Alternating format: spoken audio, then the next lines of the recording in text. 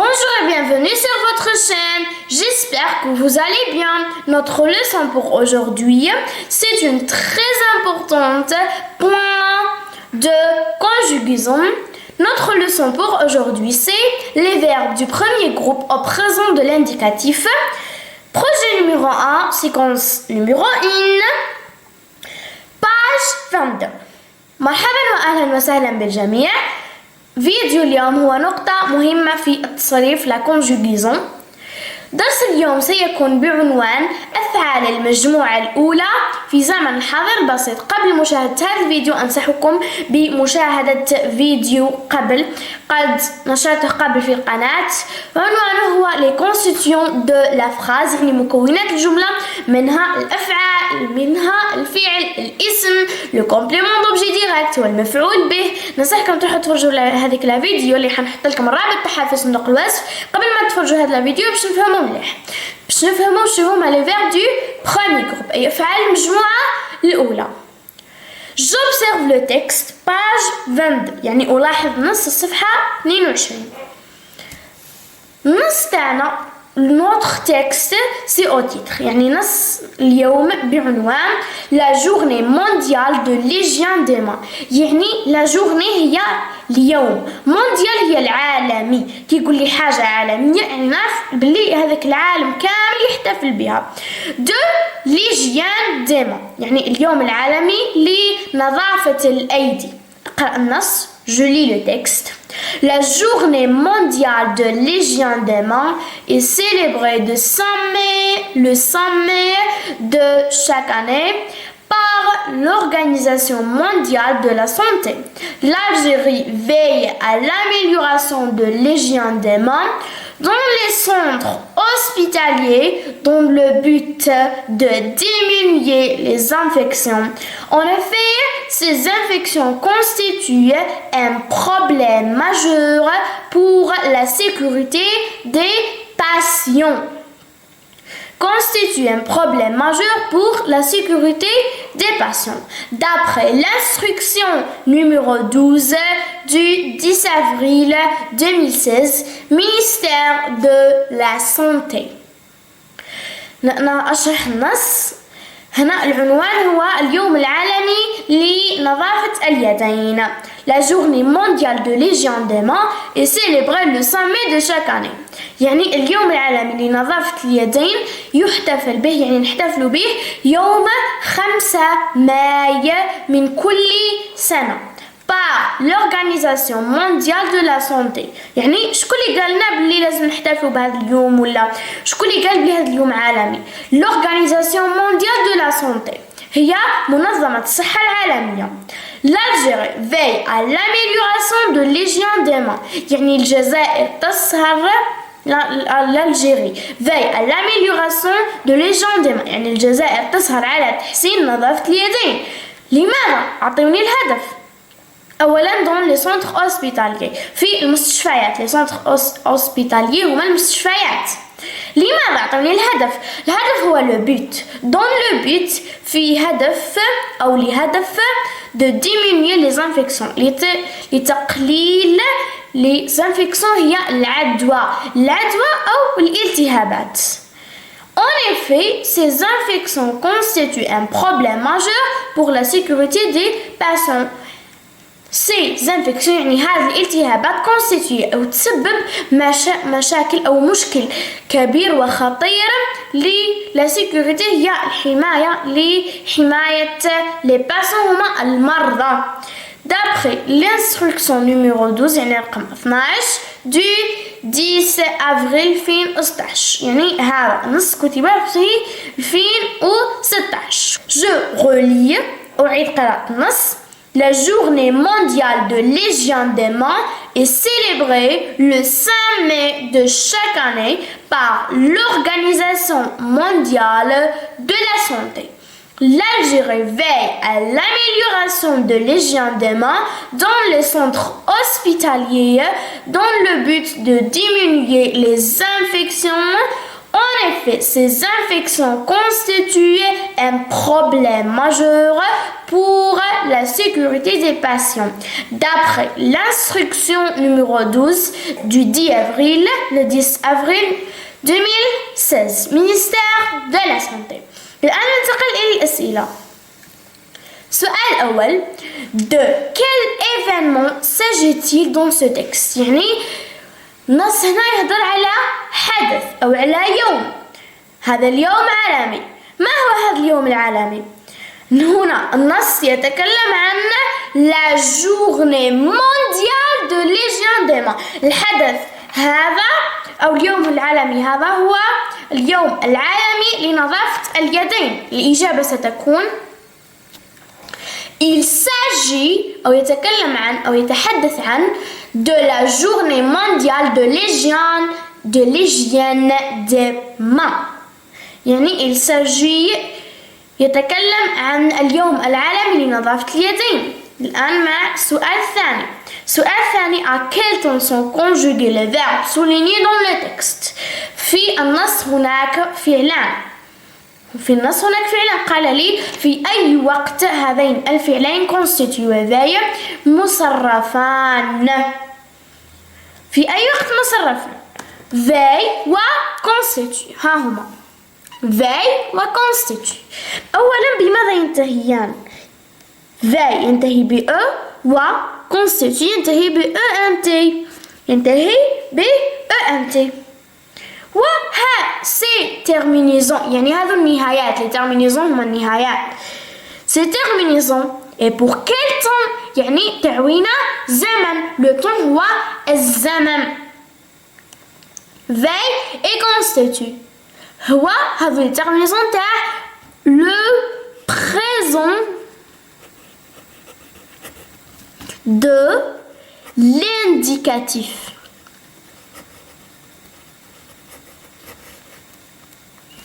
Le présent de l'indicatif. Ces verbes sont conjugués au présent de l'indicatif. يعني هذه الأفعال مصرفة في زمن الحاضر البسيط.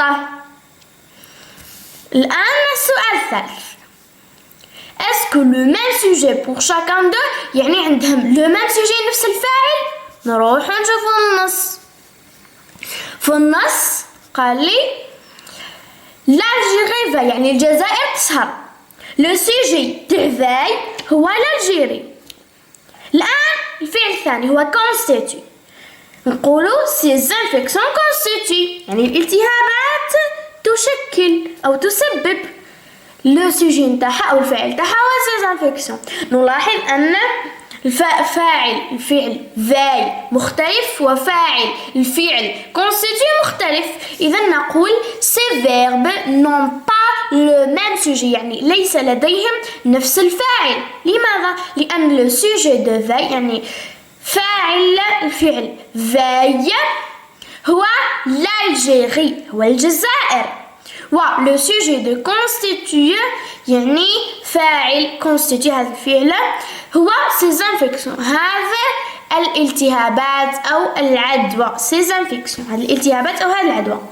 الآن السؤال الرابع. نعم الرابع: donne l'infinitif de chacun des verbes soulignés. يعني أعطي l'infinitif. ما هي l'infinitif؟ هي النهاية هي الأصل هي مصدر الفعل. هنا le présent simple هنا نلاحظ veille. في الأصل ماذا نقول؟ نقول veiller veiller. نقول veiller. constitue constituer. نلاحظ أن كلاهما ينتهيان ب ER. ينتهيان ب ER. سنتعرف على ما هي ER هذه في السؤال الخامس. السؤال الخامس قال لي à quel groupe appartient-il؟ يعني من أي مجموعة هذه الأفعال. Dans la langue française il y a 3 groupes de verbes. في اللغة الفرنسية عندنا مثلا مجموعة من الأفعال وهذه الأفعال ينقسموا 3 مجموعات. عندنا le premier groupe ou le deuxième groupe ou le troisième groupe. عندنا لو بروميير جروب لو دوزيام جروب و لو تروازيام جروب. الافعال تاع لو بروميير جروب واش تخلص ب او ار، والافعال تاع الدوزيام جروب تخلص ب اي ار، والافعال تاع التروازيام جروب دوك نتعرفوا عليها. يعني اي فعل تلقاوه يخلص ب او ار راهو من البروميير جروب، فعل يخلص ب او ار راهو من البروميير جروب. سوف ما معنى سوف؟ معناها لكن او عدا او ما عدا فعل واحد. ما هو لو فيرب aller très bon.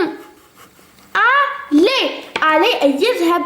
هذا الفعل وهو aller ينتهي ب ار لكنها ليس من المجموعة الأولى، سنعرف فيما بعد أين نضعه. أيضا في المجموعة الثانية هناك حالات، مثلا venir، مثلا devenir، مثلا revenir، venir revenir devenir. المهم هذه الأفعال تنتهي ب ER و ER كلها تنتهي ب ER، لكنها ليست من أفعال المجموعة الثانية. هناك حالات أخرى. أولا لدينا آلي وهذه الأفعال، هذه 3 أفعال أو أكثر، يعني نحن لدينا أكثر في الحالات. troisième groupe ماذا نقول عنه؟ irrégulier يعني غير منتظم. ما معنى غير منتظم؟ يعني الأفعال تاعو ما عندهاش نهاية معينة، ما عندهاش كيما هنايا لي فيرب دو دوزيام جروب، الأفعال اللي تكون في لو دوزيام جروب يعني في المجموعة الثانية لازم تخلص ب ER، وكاين حالات لازم تخلص ب ER هنا، لازم تخلص ب ER في لو بروميير جروب في المجموعة الأولى، لكن في لو تروازيام جروب ممكن تخلص بواغ، ممكن تخلص بدغو، ممكن تخلص ب ER، ممكن تخلص بغو، ممكن تخلص ب AIRE، ممكن تخلص ب ER، ممكن تخلص عندها قداه نهاية. هذه الأفعال كيما aller و devenir و revenir و venir وين نديهم؟ venir و revenir وين نديهم؟ هذا نديهم لو تروازيام جروب. قلنا لو تروازيام جروب ماهوش منتظم، هذو كامل يروحوا لو تروازيام جروب. عندنا الأفعال اللي تخلص ب ER كامل ما عدا aller، كامل راها البروميير جروب، تخلصنا من هذو الأفعال. الآن تاع الأفعال اللي تخلص ب ER راها من المجموعة الثانية، لكن هناك بعض الحالات كيما venir devenir revenir. أما الأفعال هذوك اللي قلت لكم عليهم راهم حالات، هذو تاع سوف،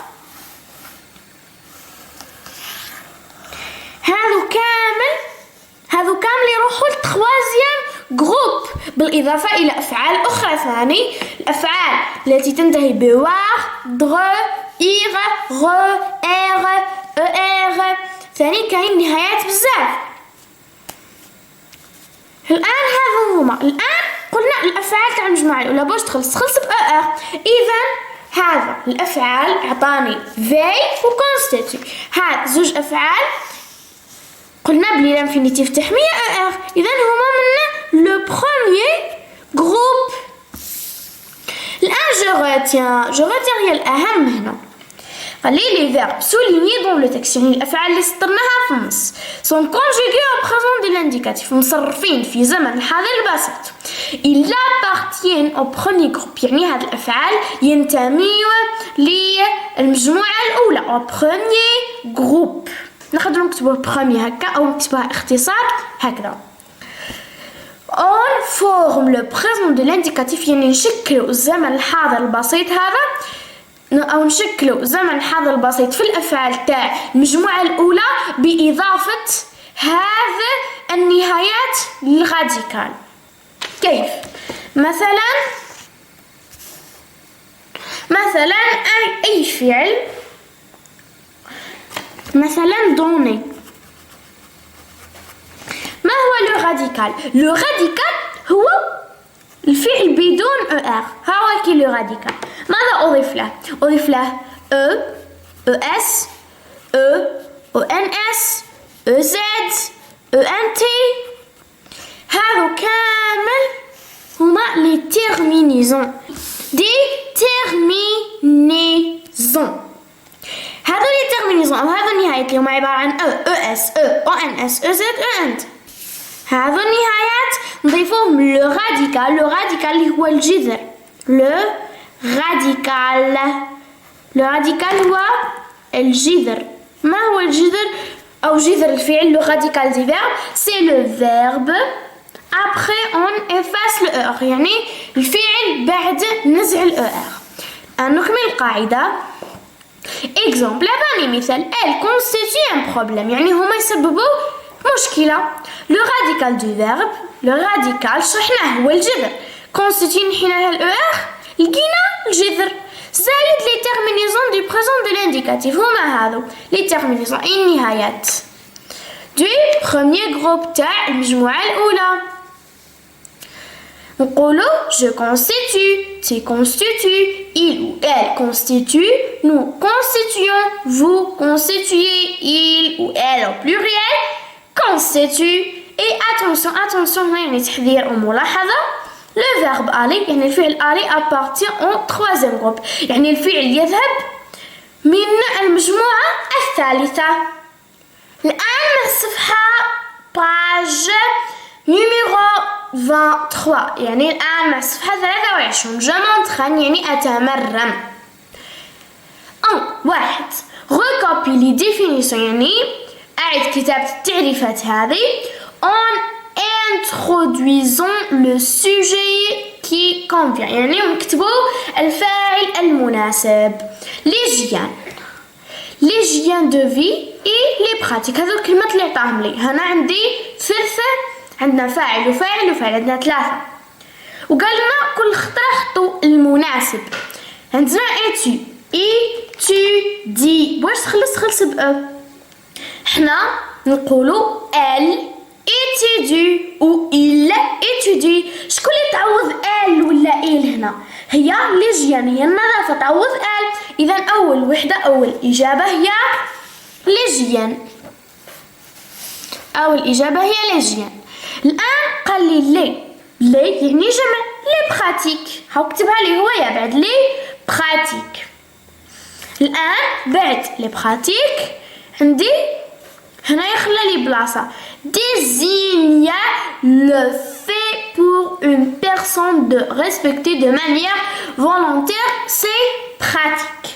هنا واش تبقى لي؟ تبقى لي l'hygiène de vie. عندنا أولا الفاعل الأول هو l'hygiène هي النظافة عوضناها بال.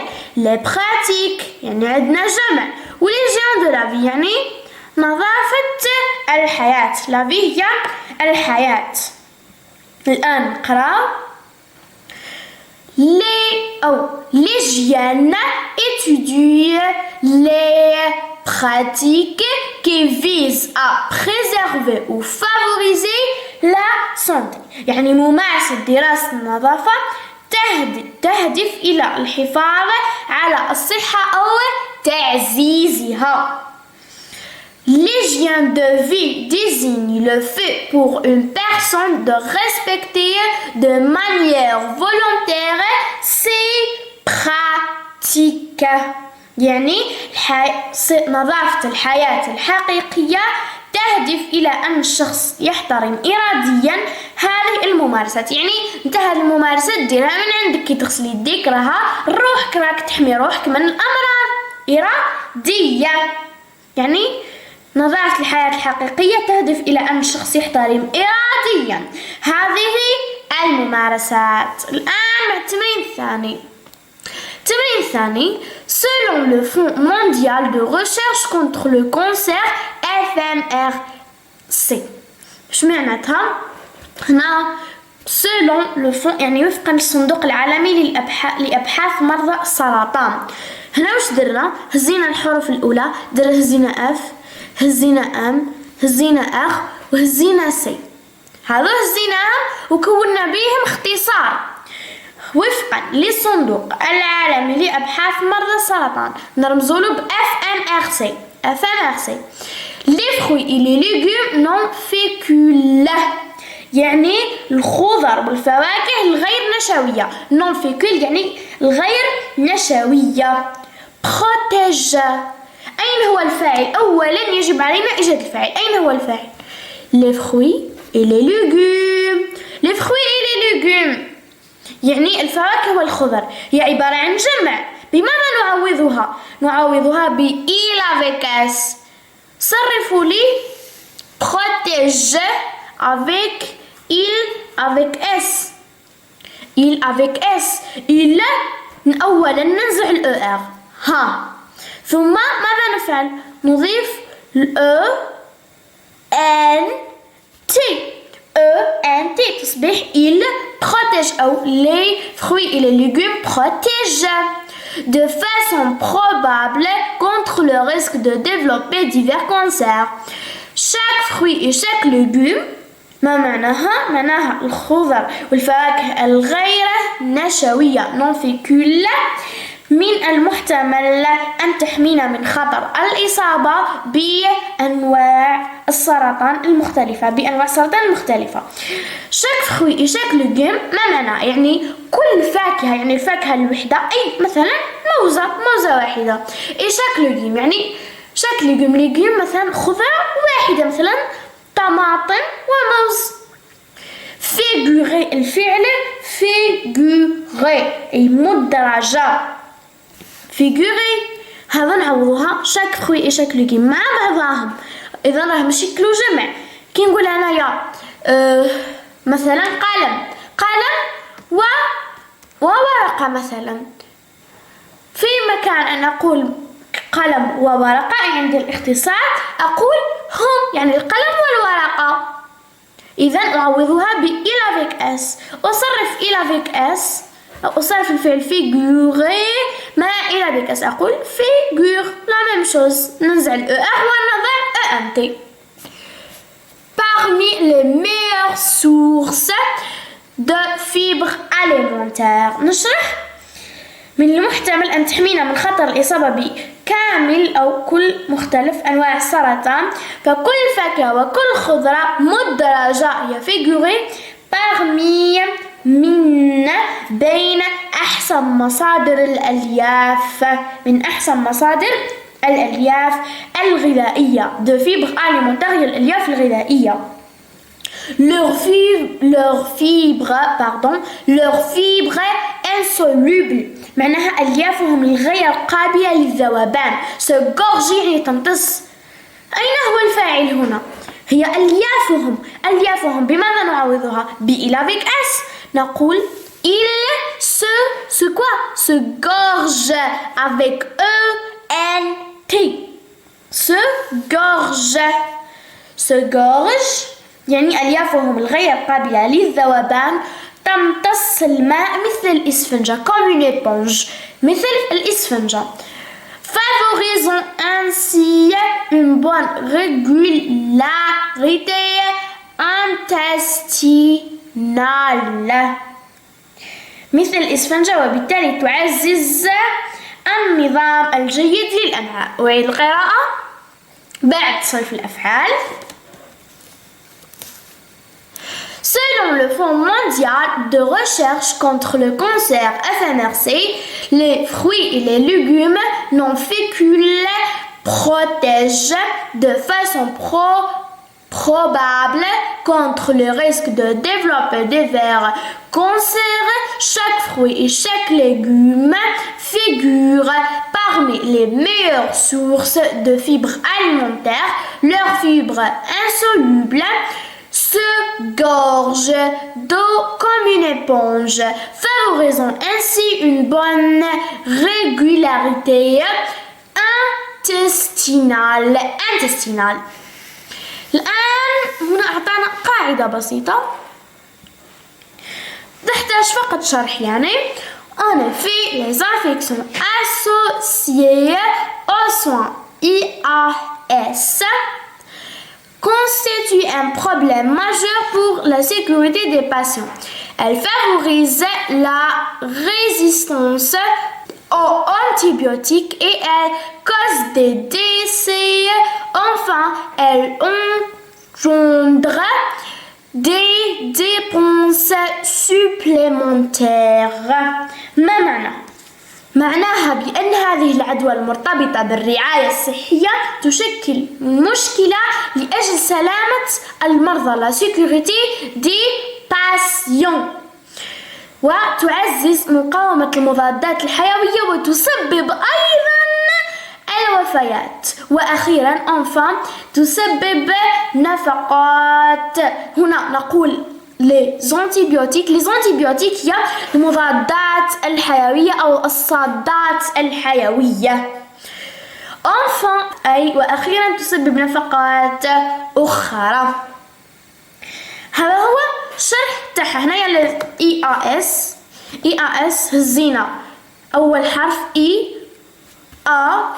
EAS اختصار نهزو أول حرف من كل كلمة. Ministère de la Santé 10/4/2016 أي 10/4/2016 يوم 10 أفريل 2016. Je retiens القاعدة le présent de vérité générale. هنا العنوان تاع القاعدة هو le présent de vérité générale يعني le présent اللي هو الحاضر حاضر الحقيقة العامة.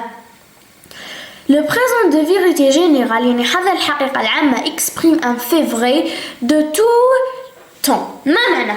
يعني هذا le présent يعني حاضر الحقيقة التامة يمثل لنا حاجة مستحيل تتغير. بكري كانت نفسها وذكرها راها نفسها وفي المستقبل ثاني حتبقى نفسها. de tous les temps يعني في كل الأزمنة. exemple le tabac tue. le tabac tue. التبغ يقتل أو التدخين يقتل. التدخين كان يقتل ولا زال يقتل وسيقتل يعني في المستقبل حيبقى يقتل. il exprime aussi une vérité scientifique. une vérité scientifique يعني معلومة علمية. exemple مثال la terre est ronde يعني الأرض مستديرة أو الأرض كروية. هي في الأصل الأرض قريناها في التاريخ أكيد عفوا في الجغرافيا قريناها في الجغرافيا قلنا بلي الأرض كروية مفلطحة عند الجانبين exemple la terre est ronde يعني الأرض كروية. هذه الحقيقة الأرض كانت كروية وذرك راها كروية وحتبقى كروية. On le retrouve également dans les proverbes. Les proverbes هي الحكم الأقوال الأمثال. نستعمل ثاني le présent أي في زمن الحاضر البسيط فيه الأحكام الحكم الأمثال الأقوال إلى آخره. exemple le travail paie toujours يعني العمل دائما له ثمن يعني بعد ما خدمت أكيد راح تسلك. مثلا الآن مع التمرين الأخير.